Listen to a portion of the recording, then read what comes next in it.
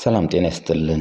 ይህንን ቪዲዮ የምትከታተሉ በዓለም ዙሪያ የምትገኙ በሙሉ ከዚህ ቀደም በሰራነው ቪዲዮ ስለ ቤት አዳዲስ መረጃዎችን ተከታትለን እንድናቀርብላችሁ ጠይቃችሁናል። በዚሁ መሰረት ትክክለኛ የቤት መረጃዎችን እና ለእናንተ ይጠቅማሉ የምንላቸውን አዳዲስ ጉዳዮችን ማጋራታችንን እንቀጥላለን። የማህበር ቤት ተመዝጋቢዎችን በተመለከተ አንድ አዲስ መረጃ አለ። ይኸውም በ70/30 የማህበር ቤት ተደራጅተው ቤት ለመስራት ፍላጎት ያላቸው የ595 ተመዝጋቢዎች ስም ዝርዝር ይፋ ሆኗል። በ70/30 የማህበር ቤት ተደራጅተው ቤት ለመስራት ፍላጎት ያላቸው የ2005 ዓ.ም ተመዝጋቢዎችን በተጠባባቂነት በኦንላይን ተመዝግበው እንደነበር ይታወሳል።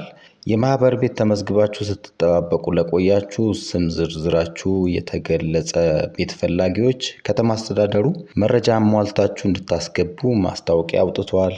ስለዚህ የተቀመጠው የጊዜ ገደብ ሳይጠናቀቅ መረጃችሁን አሟልታችሁ ማስገባት ይኖርባችኋል። የአዲስ አበባ ቤቶች ልማትና አስተዳደር ቢሮ ስም ዝርዝራችሁ የተገለጸው ተመዝጋቢዎች በአምቢስ አካባቢ በሚገኘው የአስተዳደሩ ቢሮ 6ኛ ፎቅ የጋራ መኖሪያና ቤት ማህበራት ክትትል ዳይሬክቶሬት ዘወትር በስራ ሰዓት ቅጽ እንዲወስዱና አሟልተው እንዲያስገቡ ጠይቀዋል። ቅጹ በሚጠይቀው መሰረት መረጃ ለማስገባት የተቀመጠው የጊዜ ገደብ ከየካቲት 30 2018 ዓ.ም ጀምሮ እስከ መጋቢት 4 2018 ዓ.ም ነው።